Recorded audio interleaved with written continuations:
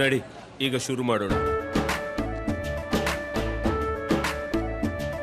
ಕೇಸರಿಯಿಂದ ಮನೋಲ್ಲಾಸ ಮನಸ್ಸು ಮತ್ತೇರಿ ಕುಣಿದಾಡಿದೆ ನೋಡು, ಮನಸ್ಸು ಮತ್ತೇರಿ ಕುಣಿದಾಡಿದೆ ನೋಡು.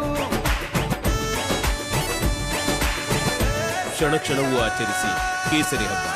ವಿಮಲ್ ಬಾಯಲ್ಲಿ ಹೇಳಿ ಕೇಸರಿ. ಕ್ರಿಕೆಟ್ ಆಡೋ ವಿಚಾರದಲ್ಲಿ ಸಣ್ಣ ಪುಟ್ಟ ಗಲಾಟೆಗಳಾಗುತ್ತೆ, ಆದರೆ ಬೆಳಗಾವಿಯಲ್ಲಿ ಆಗಿದ್ದೇ ಬೇರೆಯದ್ದೇ ಕತೆ. ನಿನ್ನೆ ಯಾವ ಮಟ್ಟಕ್ಕೆ ಹೋಗಿತ್ತು ಅಂತಂದರೆ ತಲ್ವಾರ್ ಬೆಳಪಿಸುವ ಹಂತಕ್ಕೆ ಹೋಗಿ ತಲುಪಿತ್ತು. ಅದಕ್ಕೆ ಸಂಬಂಧಪಟ್ಟಂಥ ಒಂದು ರಿಪೋರ್ಟ್ ಇದೆ, ನೋಡ್ಕೊಂಬಂದು.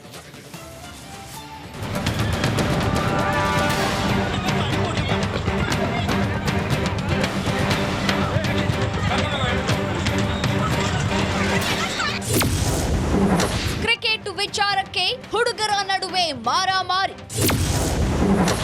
ಎರಡು ಗುಂಪುಗಳ ನಡುವೆ ಘರ್ಷಣೆ, ಕಲ್ಲು ತೂರಾಟ.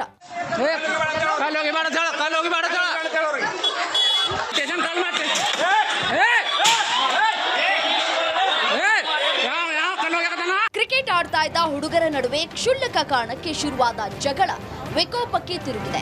ಎರಡು ಗುಂಪುಗಳ ನಡುವೆ ಹೊಯ್ಕೈ ನಡೆದಿದೆ. ಬೆಳಗಾವಿಯ ಶಹಾಪುರ ಪ್ರದೇಶದ ಆಳ್ವಾನ ಗಲ್ಲಿಯಲ್ಲಿ ನಡೆದ ಜೋರು ಗಲಾಟೆಯಲ್ಲಿ ಓರ್ವ ಪೊಲೀಸ್ ಕಾನ್ಸ್ಟೇಬಲ್ ಗಾಯಗೊಂಡಿದ್ದಾರೆ.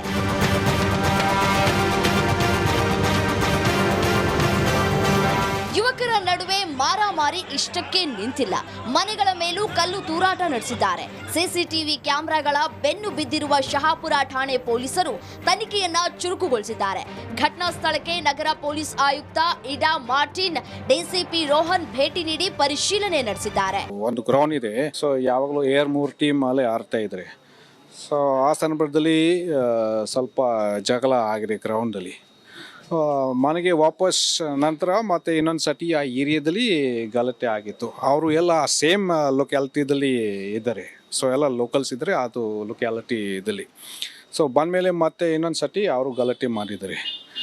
ಸೊ ಆ ಟೈಮ್ದಲ್ಲಿ ಕೆಲವರು ಲೀಡರ್ಸ್ ಅಂದರೆ ಇದು ದೊಡ್ಡ ಅವರು ಬಂದಿದ್ರೆ ಬಿಡಿಸಿದ್ದಾರೆ. ಆ ಟೈಮ್ದಲ್ಲಿ ಮತ್ತೆ ನಮ್ಮ ಪೊಲೀಸ್ ಸ್ಟಾಫ್ ಕೂಡ ಅಲ್ಲಿ ರೀಚ್ ಆಗಿದ್ರೆ ಮತ್ತೆ ನಿಲ್ಲಿಸಿದ್ದಾರೆ. ಬೂದಿ ಮುಚ್ಚಿದ ಕೆಂಡದಂತಿರುವ ಆಳ್ವಾನ ಗಲ್ಲಿಯಲ್ಲಿ 3 ಕೆಎಸ್ಆರ್ಪಿ, 3 ಸಿಪಿಐ ನಿಯೋಜಿಸಲಾಗಿದೆ. 14 ಮಂದಿ ವಿರುದ್ಧ ಎಫ್ಐಆರ್ ದಾಖಲಾಗಿದೆ. ಚಿಕ್ಕ ಮಕ್ಕಳ ಮಧ್ಯೆ ಕ್ರಿಕೆಟ್ ವಿಚಾರಕ್ಕೆ ನಡೆದ ಗಲಾಟೆ ಹೊಡೆದಾಟದಲ್ಲಿ ಅಂತ್ಯವಾಗಿದ್ದು ವಿಪರ್ಯಾಸವೇ ಸರಿ.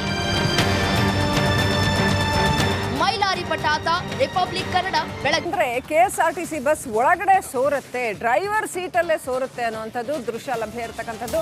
ಮಡಿಕೇರಿ ಟು ಮಂಗಳೂರು ಕೆಎಸ್ಆರ್ಟಿಸಿ ಬಸ್ನಲ್ಲಿ ಅಂಥ ಪರಿಸ್ಥಿತಿ ಇದೆ.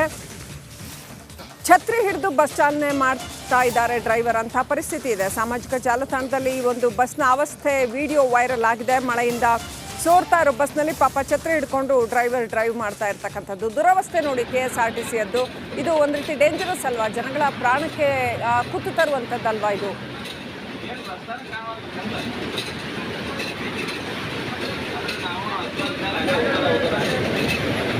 ಇನ್ನು ಮುಂದೆ ಗಾಡಿ ಹೊರಕತ್ತಾವ ನೋಡು.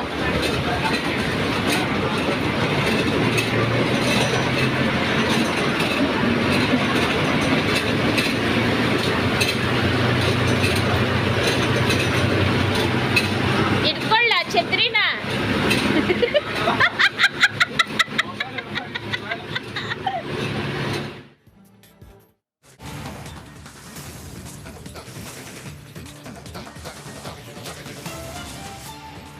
ವೀಕ್ಷಕರೇ, ರಿಪಬ್ಲಿಕ್ ಕನ್ನಡದಲ್ಲಿ ಎಕ್ಸ್ಕ್ಲೂಸಿವ್ ಮೇಲೆ ಎಕ್ಸ್ಕ್ಲೂಸಿವ್ ಕೊಡ್ತಾ ಇದ್ದೀವಿ. ಸೂಪರ್ ಎಕ್ಸ್ಕ್ಲೂಸಿವ್ ಇದು.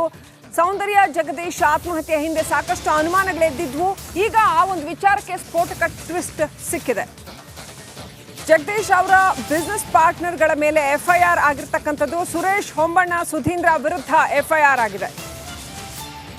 ಜಗದೀಶ್ ಡೆತ್ ನೋಟ್ ಅನ್ನು ಆಧರಿಸಿ ಎಫ್ಐಆರ್ ದಾಖಲು ಮಾಡಲಾಗಿದೆ. ಜಗದೀಶ್ ಮನೆಯಲ್ಲಿ ಡೆತ್ ನೋಟ್ ಪತ್ತೆ ಆಗಿದೆ. ಕೆಲವೇ ಸಾಲುಗಳು ಬರೆದಿದ್ದಂತಹ ಡೆತ್ ನೋಟ್ ಇದು. ಸೌಂದರ್ಯ ಕನ್ಸ್ಟ್ರಕ್ಷನ್ಸ್ ಬಗ್ಗೆ ವಿವರ ಇತ್ತು. ವ್ಯವಹಾರದಲ್ಲಿ ಲಾಸ್ ಆಗಿದೆ ಅಂತ ಉಲ್ಲೇಖ ಆಗಿತ್ತು. ನಷ್ಟಕ್ಕೆ ಪಾಲುದಾರರು ಕಾರಣ ಅಂತ ಉಲ್ಲೇಖ ಆಗಿತ್ತು. 60 ಕೋಟಿ ರೂಪಾಯಿಯಷ್ಟು ನಷ್ಟ ಆಗಿರೋ ಬಗ್ಗೆ ಉಲ್ಲೇಖ ಆಗಿತ್ತು. ಸೊ ಡೆತ್ ನೋಟ್ನಲ್ಲಿ ಇದೆಲ್ಲ ಬರೆದಿದ್ರು ಸೌಂದರ್ಯ ಜಗದೀಶ್ ಅಂತ ಹೇಳಲಾಗಿದೆ. ಜಗದೀಶ್ ಪತ್ನಿ ಕೊಟ್ಟಿರ್ತಕ್ಕಂಥ ದೂರಿನ ಆಧಾರದ ಮೇಲೆ ಮಹಾಲಕ್ಷ್ಮಿ ಲೇಔಟ್ ಪೊಲೀಸರು FIR ದಾಖಲು ಮಾಡಿದ್ದಾರೆ.